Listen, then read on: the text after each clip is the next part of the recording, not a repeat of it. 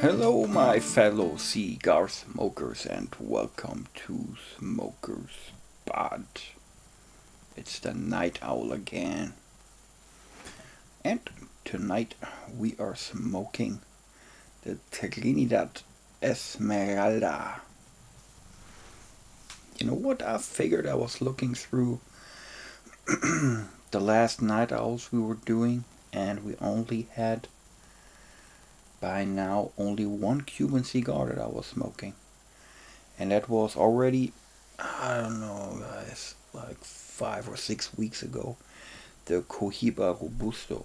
So I thought, why not a Cuban again? And it's one that I really like. Without further saying, before I keep on talking about the cigar, let's smoke it. Using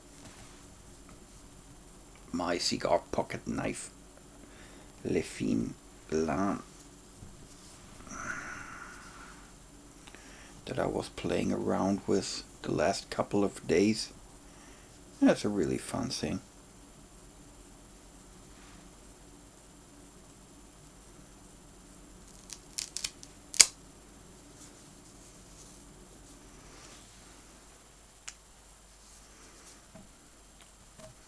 Getting a little bit better with this bad boy here. Yeah, we'll talk about it.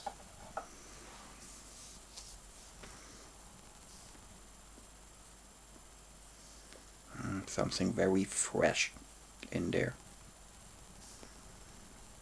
Besides the typical Cuban flavors.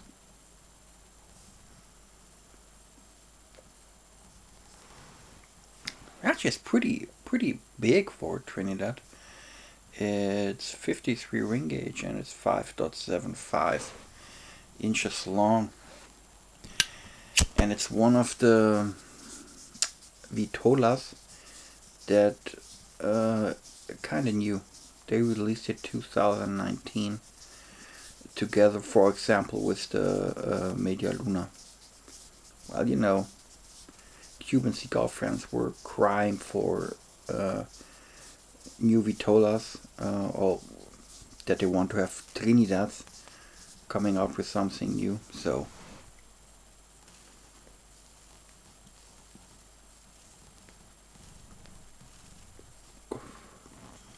guess they hurt you. And I have to say,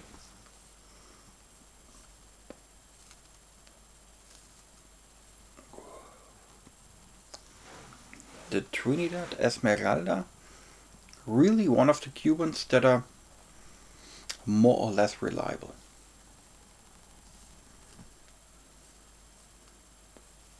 And for Trinidad, expensive.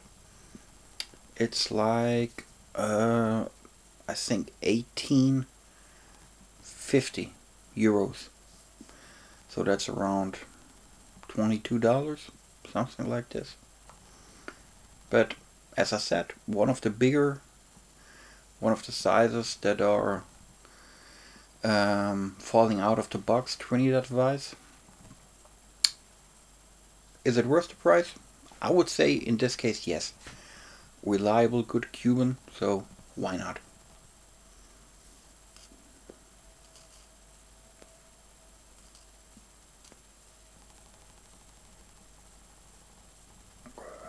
And it's a good start.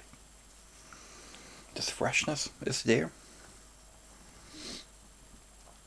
Typical Cuban aromas. When I'm saying that, I'm talking about like this earth leather combination. That's so typical for Cuban tobacco.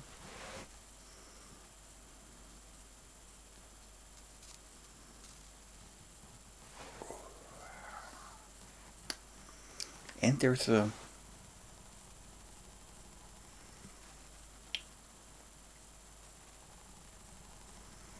spice. You know, in my head it's switching back and forth between pepper and spice, so it's somewhere in between there. I like it.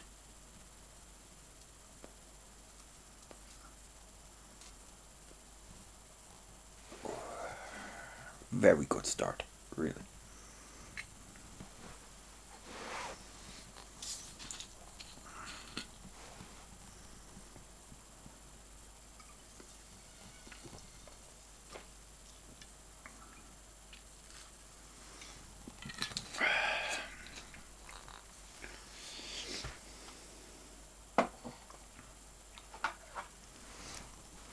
Guys, here my little cigar pocket knife that I was where we were doing an episode. The Leffin lamb, the thin plates. After the episode where I was talking about this knife, it was released. Couple of people responded, and thanks a lot, guys. That was really, really helpful. No joke.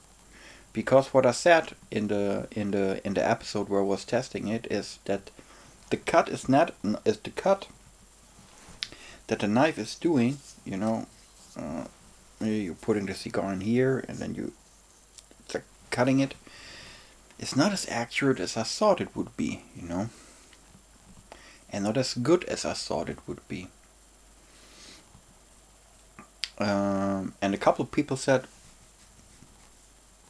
dude, you know what? Just try it the other way around. Because of course you can like put the cigar this way and cut it, or put it this way and cut it, right?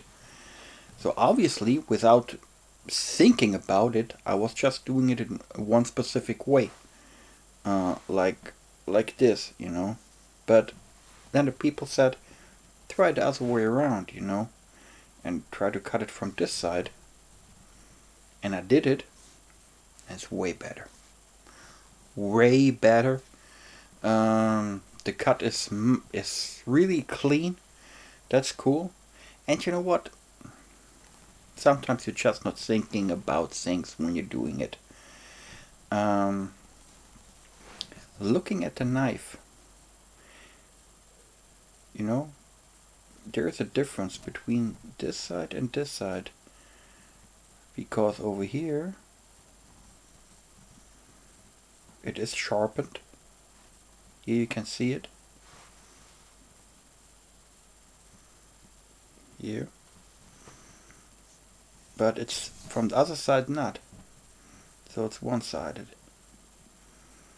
So that makes perfectly sense that it's with the one side cutting it in one direction is working better than the other. And what shall I say, guys? That was a great advice. A couple of people were telling me that in the comments, and it worked. Thank you.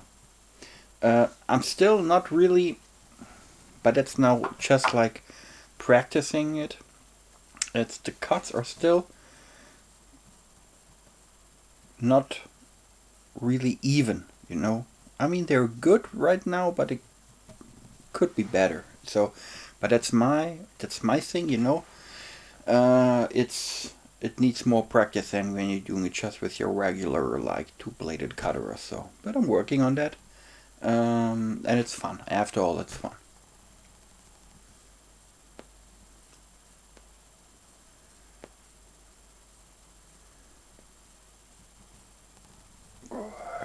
And of course, no night out without a proper drink, right?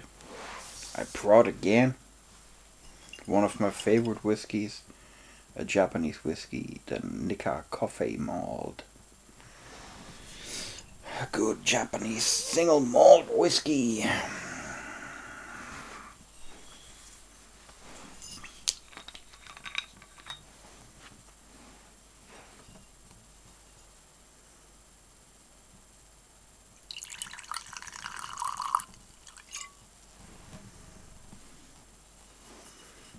Almost empty.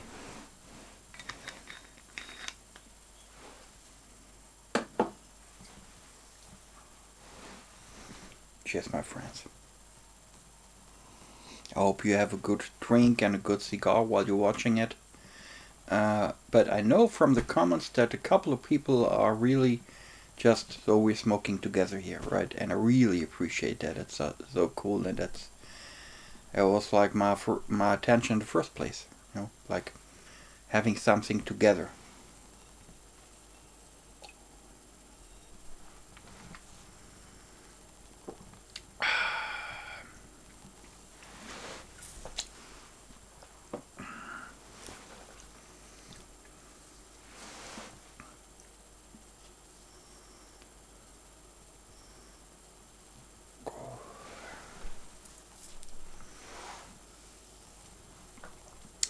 The next night owl, guys, I will do an experiment.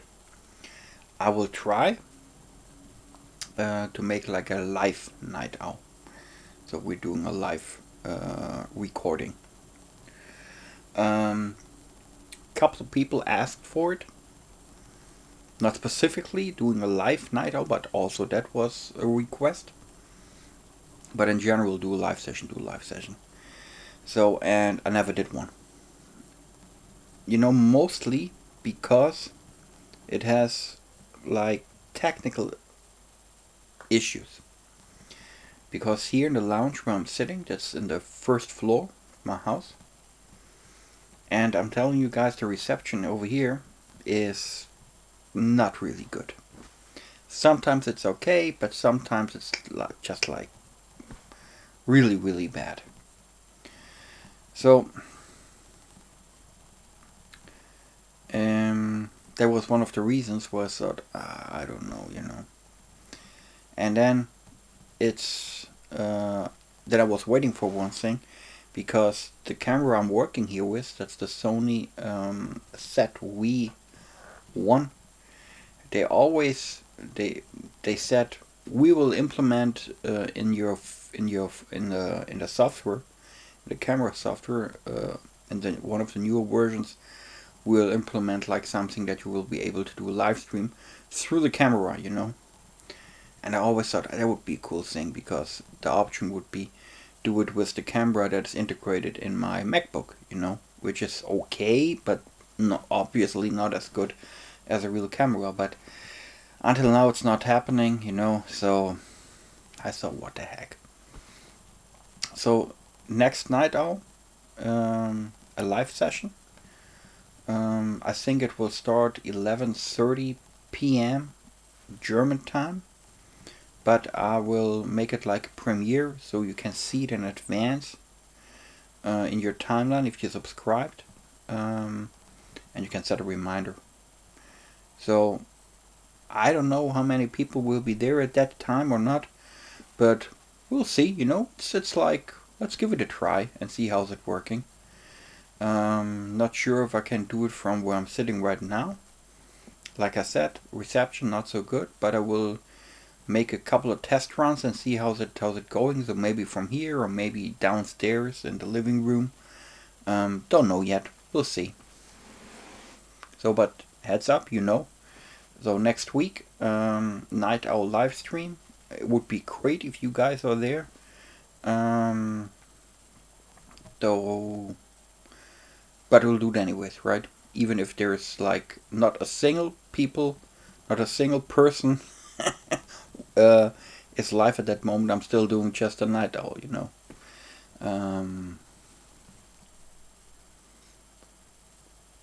But I hope there will be more than one. But you never know, right? It's not like we have here 20,000 subscribers, And maybe the time is not the best time, But as I said, guys, it's an experiment. It's a fun thing. We will see.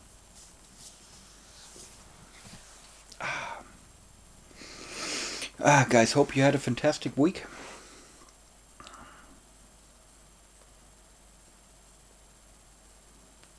And that you were able to smoke good cigars and spending some quality time with the people you love, or spending quality time with the things you love.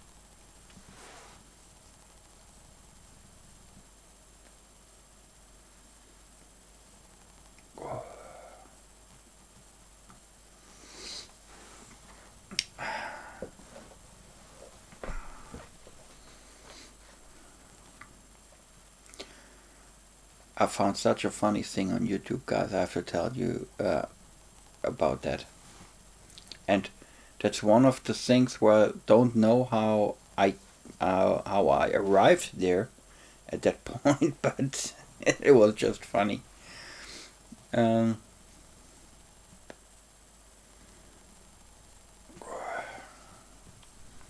so surfing through YouTube, right, and looking through first all the people are subscribed, looking for videos, or then the suggestions that are based on the YouTube algorithm. Sometimes there are pretty good things in there. Sometimes it's just like complete nonsense, where you say, "What the fuck do I have to do with that?" You know. And then I I found this channel, and I made a few notes. The channel is called Life in Germany, and it's made by a young lady. Well, not so young, but by a lady called Jenna, and she's Canadian, and she's living in Germany since 2014. Mm.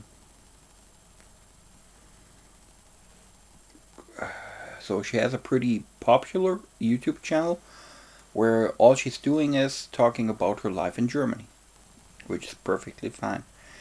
And, usually I still don't know why the algorithm suggested that channel, because I'm living in Germany, in Frankfurt, Germany, so it's not really so interesting to see other people that are moved here talking about life in Germany. But then I thought, on the other hand, because I watched one video I want to talk about, but also a couple of others, and then I thought, okay, man, maybe the algorithm is smarter than I thought, because I'm watching these videos right now. So maybe the algorithm knows something about me that I don't know.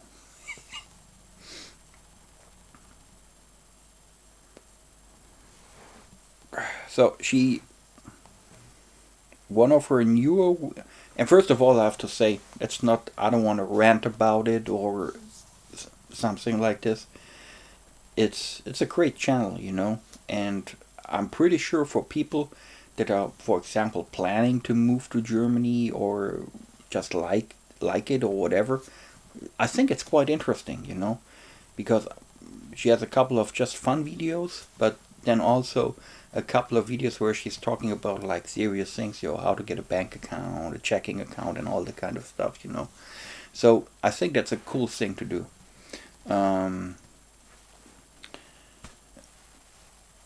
And so she was doing that one video that catched my attention, right?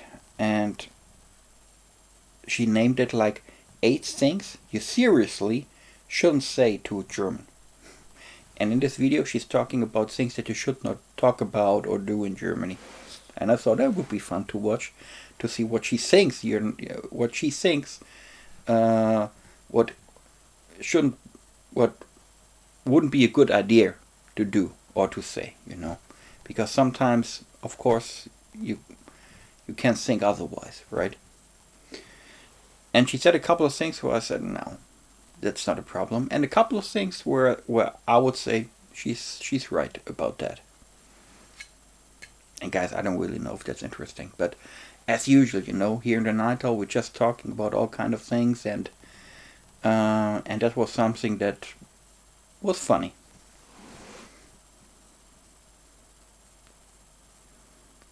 So she said, what you should not do is making jokes about World War II. And guys, it's just not true. I don't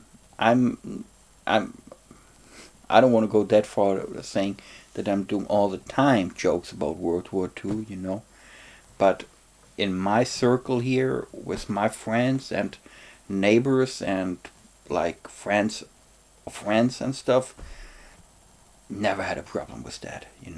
We're not really, and I say that I was born and raised here in Germany. It's not a problem. Of course, it has something to do with, but that's the same thing with all sort of jokes, you know. Sometimes you're meeting people that are very, I don't know, where you have to be very cautious and watch your mouth, what you're saying. But some, and then there are other people who don't give a fuck, you know. And all the people I know, not all the people, but like 99%, they don't care, you know, making jokes about World War II. Of course, it's not a thing in that is funny, you know. Like World War II wasn't a fun thing, you know. Not saying that, but see it from a different perspective. Is um, if you can't laugh about that, you know. I mean, humor is a very good thing to working on things, you know, working it out and make you think about things in general, you know. So I think that not only now but only in the past, you know, I was born like 1973, so my parents were born during World War II, and of course my grandparents and all my uncles and like that, they all, my grandpa from my mother's side, he was a soldier in World War II, you know, but still there, you know, it wasn't a thing, you know. So that's something I wouldn't agree on. And you know, sometimes people say that like Germans that are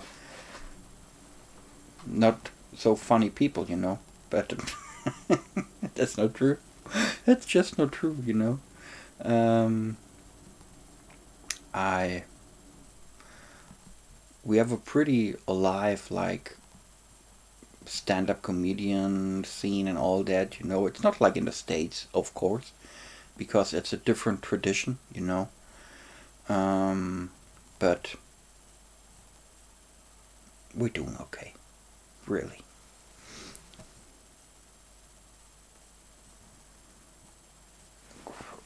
Other thing she said was, money talk. Don't talk about money. Germans don't like that.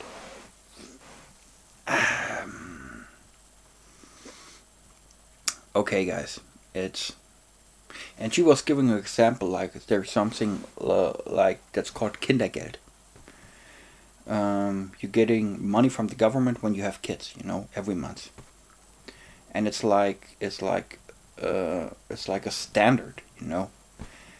For one kid, you're getting like really I don't know the numbers right now. Also, I have two daughters, you know, and we're getting Kindergeld for them, you know. And that's something you're getting automatically, you know. You don't have to apply for it or something. As soon as you have kids, you know, and they're like registered, you're getting that money, you know. It's really nobody's thinking about that. And don't get me wrong right now, because as I said, I don't know the numbers like spontaneously, but it's something like for the first kid you're getting like 300 euros per month, and for the second you're getting like 310 or something like this, roughly around that. Okay, and she took that for she was taking that example, you know. So don't talk about when you're getting Kindergeld or how much or whether that's really not a thing, because everybody knows when you have kids, you're getting Kindergeld, and they even know the amount because they're getting the same, you know. So no big deal. Talking about like when you're employed and getting your salary or whatever, it really depends, you know. I really don't think talking about money or not talking about money is a German thing, you know. It's really like individual, you know.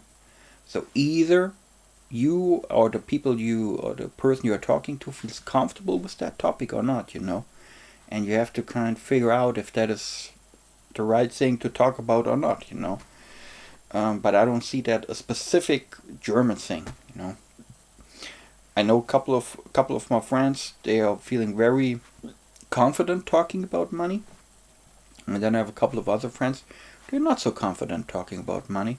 So you have to like see what's going on, who you're talking to, and uh, if it's okay or not, you know. So in general, yeah, it can be difficult, but I don't think it's a German thing. I lived, as you know, I lived in the States, you know, and frankly, it's the same thing over there. I met a couple of people, they have absolutely no problem talking about money, and I also met people, they were like, don't tell you what they earn or whatever, you know.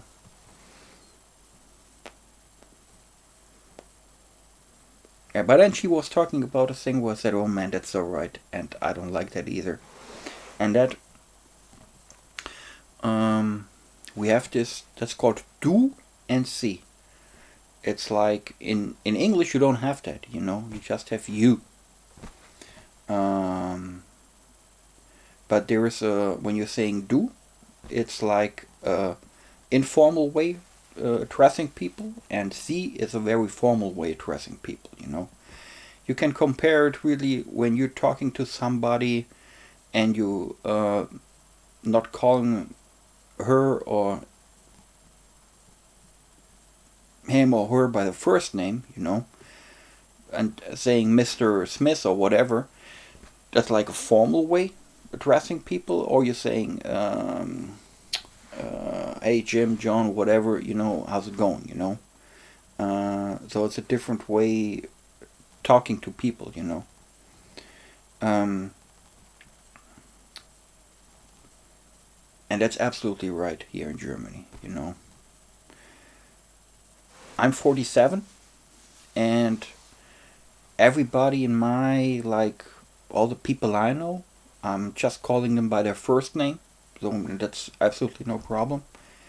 But for example, I have friends who are working in a bank, and there it's very typical that everybody is just called by his last name, so Mr., Mrs., this and that, you know. And that's something I really never understood, you know. I'm calling everybody by his first name. The only exception is when I'm really talking to people that are like much older, like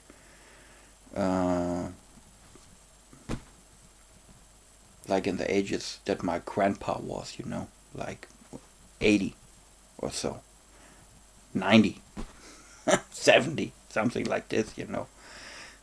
We're not calling them by the first name, and that's something you're getting when you.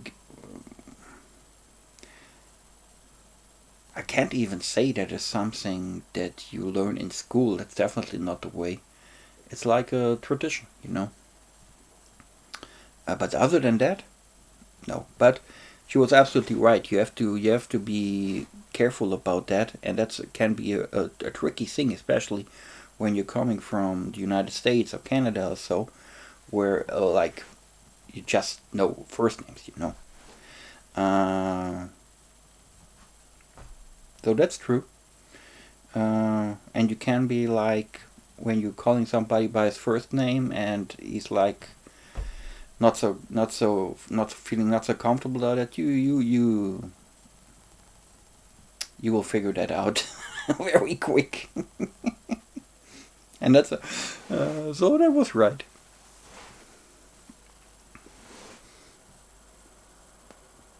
I was talking too much and smoking. I forgot to puff on my cigar. God's sake. That's not a problem of the cigar. It's like my problem. Guys, that video, that was just fun to watch, you know, because it's so interesting to see, like, people who have moved here to Germany, what they think about Germany and what they think about Germans, you know. And then it's a good way of like self-reflecting, because you're doing every day you're doing things that you're not really thinking about, you know, because you're doing them like automatically, and then somebody's talking about it, and then you start thinking about it. Why are you doing that, or is that a good thing, a bad thing? So it was really fun. Mm. The next thing, and that is true, and that's something. Okay, I put it the other way around. She said, in Canada and also in the States, I know that myself, is like you're just saying, that's a phrase like you're saying, how's it going? How are you? And you're really not expecting an answer. It's just like saying hello, you know. Here in Germany, it's different. When you like the German way of doing that was wie geht's? So that's how are you? Um, you definitely will get an answer, and it's not like a hello here, you know. When you're asking that, it's absolutely fine asking that, you know, but you will get an answer. And the best thing would be when you think, oh, doing okay, you know, but you can really also then can be tracked into a conversation, and then your counterpart, so the person you were saying how are you doing to, is giving you, oh man, you know, this and that, and all of a sudden you're standing like you have a 10-minute conversation about how he or how she is feeling, you know. That's what, and that's something that I really like, you know, and that's something when you're really thinking about it, you're seeing somebody like your neighbor and you're saying like, how's it going? I mean, that's a question, right? How are you? And I always found it strange that you're not expecting an answer. So even when I was living in the States, I always people were saying, how's it going? I always gave an answer. And my standard answer then, if I don't want to talk about it, really was, good, how are you? And that's it, you know.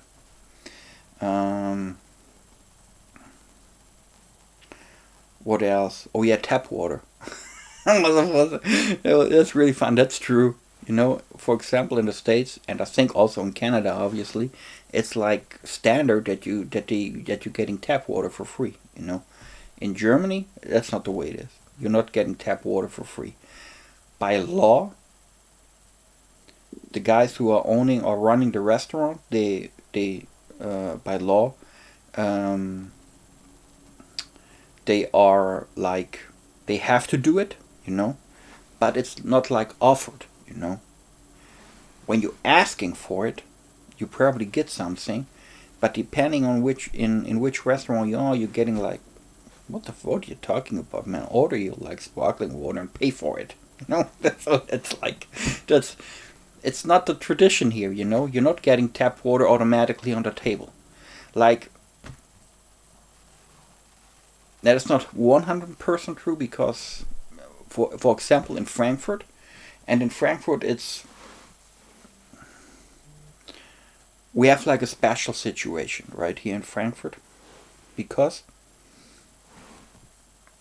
after World War II, so here we go, World War II again. After World War II, um, the United States Army had several bases in Germany, and Frankfurt was one of the biggest. Also because of the airport, you know, biggest airport in Germany, and one of the biggest in Europe. And we had for a very very long time, we had the Rhein-Main Air Base, so it was one of the biggest military airports in Europe. But also in Frankfurt itself, we had a lot of like bases. So after World War II, we had here in Frankfurt there was like a big influence that was coming from the United States, you know, because we had a lot of GIs over here. And in that process, a lot of people, you know, Americans were staying here in Germany after they served in the army. And like it is, you know, a couple of people like opened restaurants and stuff, and they were getting part of the community, you know. And so we had a big American influence over here, and in when you were like coming into a restaurant that an American opened, you're getting tap water, you know. And even nowadays, like when you have a young pub or restaurant owner, they're getting you tap water for free. You know, it's changing, but very slowly. But it's not like, I would say like in 90% in the restaurants, you're not getting tap water automatically. You know, if you want to, you have to ask for it. and then the chances are good that they're looking like, what do you want? Maybe like this, you know.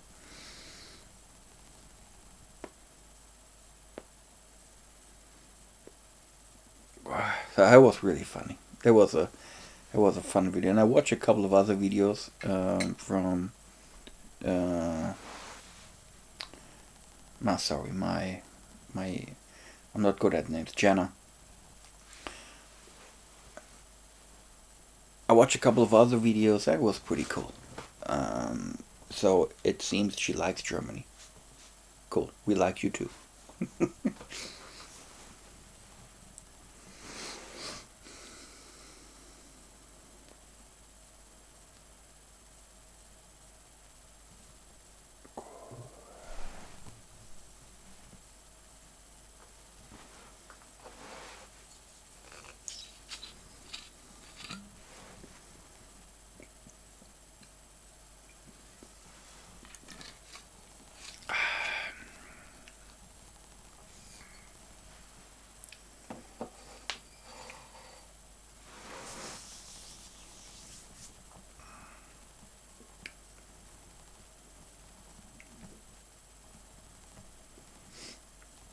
You know, guys, you know I'm doing this German podcast, right? Also about cigars. And over there, somebody commented like 2 days ago or so. It's not a very big YouTube channel because we're not doing the YouTube thing. We're doing podcasts and just like a, we're just recording it and putting it online. So there's no effort and getting subscribers and so on. It's just like if somebody wants to listen to it on YouTube, here you go, right? But anyhow, there were a couple of people who were watching it, you know, on YouTube. And there we got one comment and somebody saying, hey guys, I would love if you're talking about this. And he suggested, he also put a link on there from an article and it's about a new law that they want to pass in New Zealand. And it's, guys, listen, that's absolutely crazy. By law now, what they want to do, I mean, it's not like in effect, but they're planning to making smoking illegal if you are born later than, I think it was 2004. So, just that you get that straight, guys. In New Zealand, they're now talking about a new law that makes smoking cigarettes, cigars, pipes illegal if you are born 2004 and later. I read that and I thought, wow. The reason behind that, I mean, it's obvious. Smoking is a health problem, you know, and it costs the country, the community, it costs money, you know. People getting sick in the hospital and so on. They're losing their workforce, blah blah, all that shit, you know. And they said like, okay guys, we were trying different ways here, like with the stickers and we no ads allowed and all that stuff, and it's not working. So we have to think about something else. And they were coming up with this now.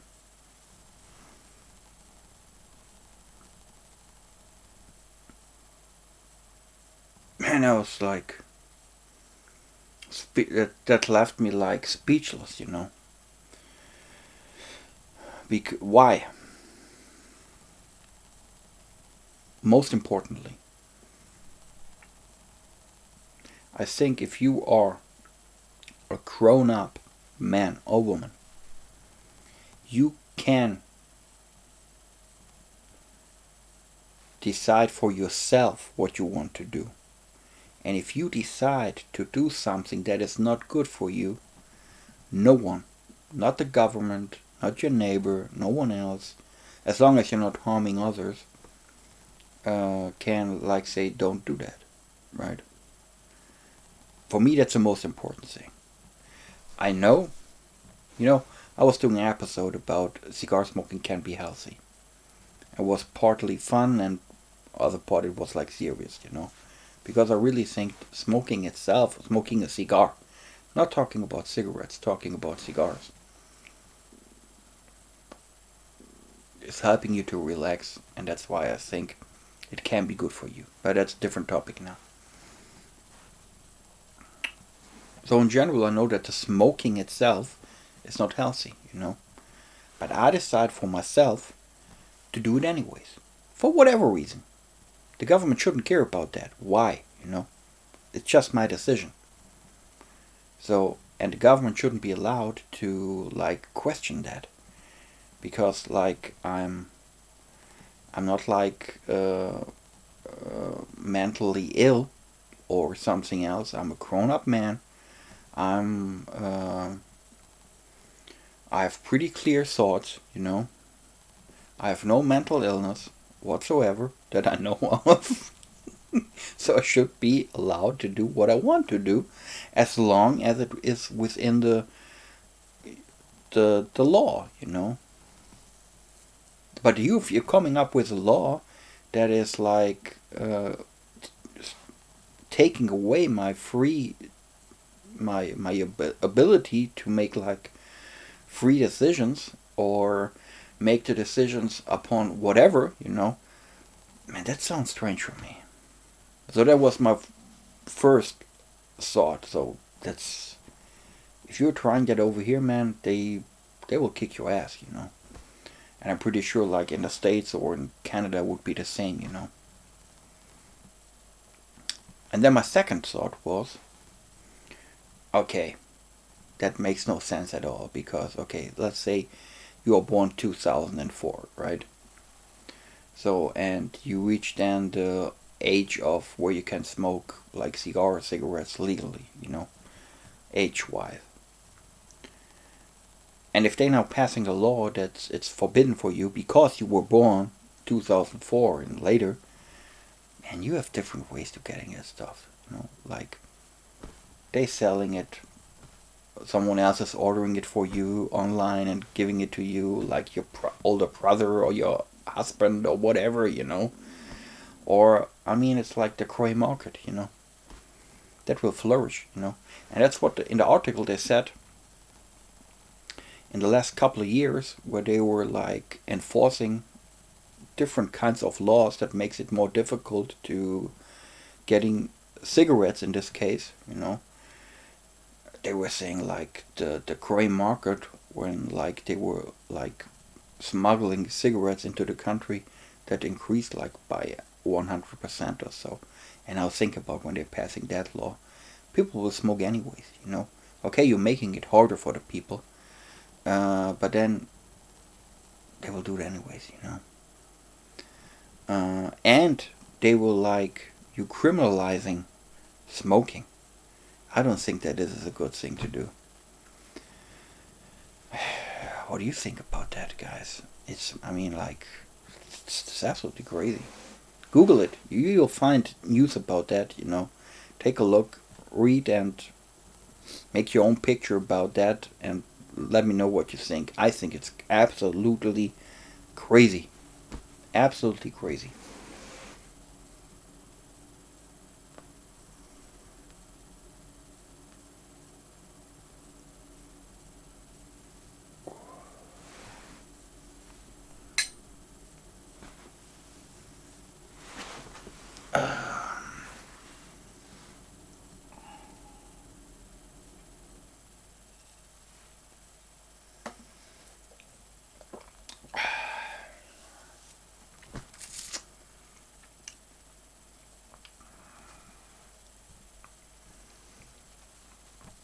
Cigars, damn good stick, guys, really.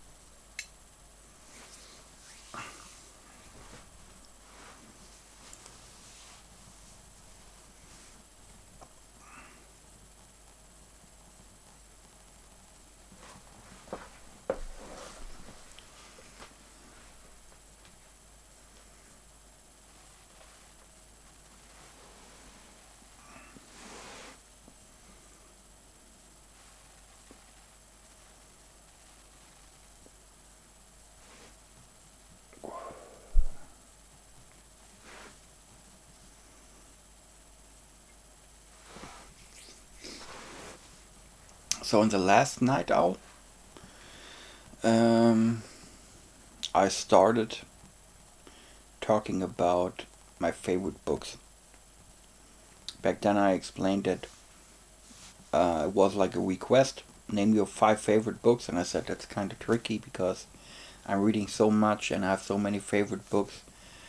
So my idea was, and it's still my idea, to like in every Night Owl episode, and so in the next in the last one I already mentioned one book. So in this one and the next 3 episodes, I will name like one book from like different categories where I'm reading in. Um, I will like presenting one book and talk about one book that I really love, and tell you guys why I love it. And in the last episode, I was talking about, of course, I thought it was a good idea to start with a cigar related book. And I presented like this from Min Ronet, this encyclopedia about Cuban post-revolution Cuban cigars. So there was one category, cigar books, or books about cigars and that culture and everything around it. And today I want to talk about the second category, and that is novels. I would categorize it like subcategory in fiction and non-fiction. But I have to tell you, most novels I'm reading, they're like fictional, and mostly they're in the like fantasy, urban fantasy genre, and it was really hard to pick a book there because, guys, I've read like, I don't know, hundreds and hundreds of novels, and there are a couple of novels where I think, man, they are like kick-ass, but I thought I'm picking one, and I picked one that I was just like was reading recently, and I think that's a pretty good example because I have one titles over here, and well, that here is called Friedensklingen, and the English title, the good thing is if you're looking at the imprint, they're always giving you the original title, Troubled Peace. But I don't want to talk about this book specifically. It's one of my favorite authors, and it is Joe Abercrombie. Man, he's a fantastic author. And he was writing like a series. And it started with the First Law trilogy or chronicles back then. It started with 3 books. I think he started like, oh wait guys, I don't know, like 2009. I would say right now. I'm not sure. Maybe it was 2004 or 2011. I don't know. So the original like saga trilogy chronicles were like 3 books, and it was called First Law because one of the main topics of the book is the first law of magic. But it's really settled fantasy. You're not having a lot of creatures in there or magic or something. It's there, but like more, it's like just a side track, From the feeling, it's more like middle-aged, very minimalistic fantasy setting, And what's so interesting about it, or what I found like it was catching me, like the whole series has now 9 books, and just recently I was reading the last 2 books, 7 and 8, I think, and the 9th and the last one is coming out this year. So what's so special about it? Joe Abercrombie has a very special way of writing, and it instantly, I was like feeling that I was like dragged into that story, because the characters in the story, they are so unique, they are so special.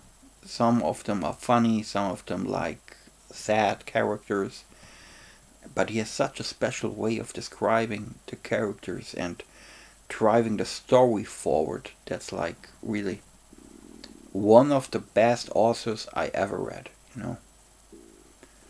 Um, and I was reading a lot. And that's one of the books or one of the series that I could read like in 2 years or so when I'm about to forget all the details of it. Of course, you still have the main story and the plot is still there, but you start to forgetting the details, and all the little things that are so important. I could read it again, just and again and again. It's like a good movie. You can watch it again and again. One of my when I have favorite movies like Braveheart or Lord of the Rings or something like this, and Lord of the Rings or like Star Wars. Watch it like I don't know, man, 15 times easily. And it's for me personally, it's the same with a good book. Here you're seeing that it's the ashes flying around. It's one bad thing about the cigar is the ash is flaky, but that's about the only thing.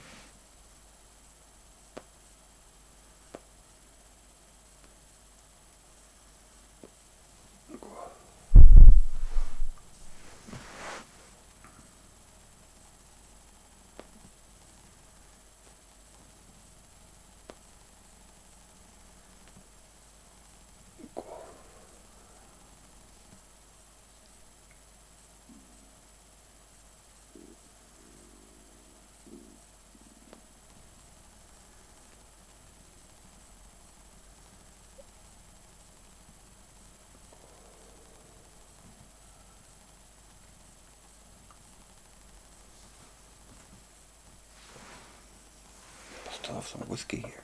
Jesus Christ.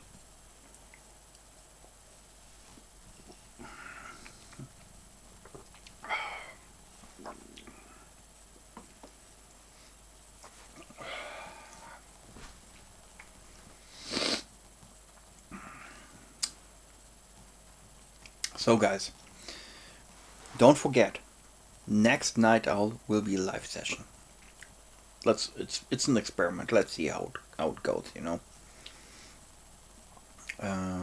But I will like as I said, I will set a premiere. You will able to see when it will start in your time zone. And it would be so cool if you are there. Let's just see. That's important. Mm. And guys, it's like a little surprise, but I bought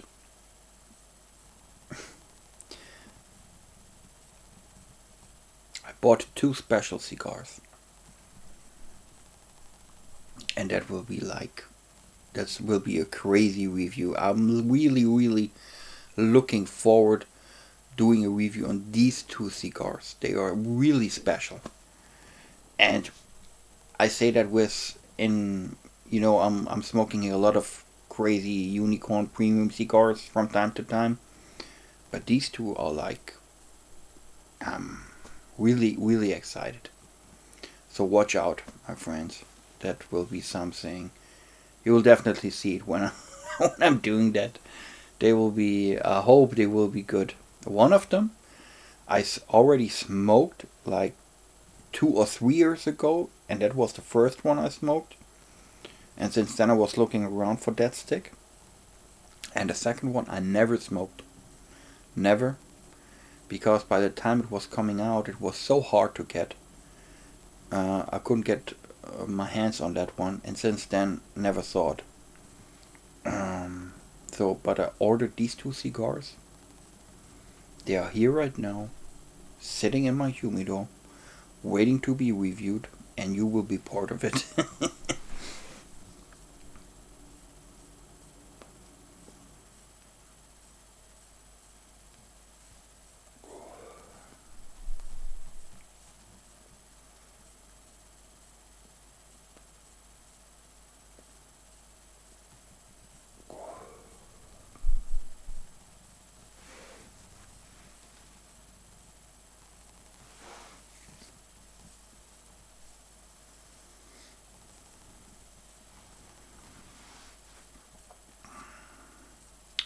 and I still don't know. When you're seeing that, it's like, I don't know when you're watching it, but this Night Owl here is of course released on a Monday, like every Night Owl. And by now I still don't know what to do on Wednesday and Friday. Wednesday would probably be a pairing, and Friday I think I'm already, or I'm planning, or thinking about doing one of the two cigars I just mentioned. But last week was fun.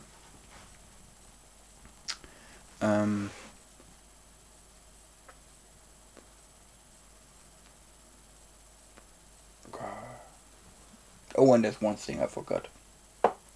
Last week was fun because it was like a premiere where I was talking about accessories, you know, and in this case about the cigar pocket knife. And there was some gentleman requesting like just make a tour about all the accessories you're using, like lighters and stuff. And I think I will do that, you know. I will prepare a little thing, and maybe in 2 or 3 weeks or so I will do a little video about the things I'm using together with cigars, like cutters, lighters, why I'm using that, and what I think is good and bad. So that might be fun. What else did we do last week? Oh, we had this pocket knife thing, and oh yeah, we had the H. Upmann LCDH Royal Robusto, which was a very, very good cigar. It was also a fun episode. Well, I still remember where I was fighting with the with the focus of my camera. Solved that problem by now.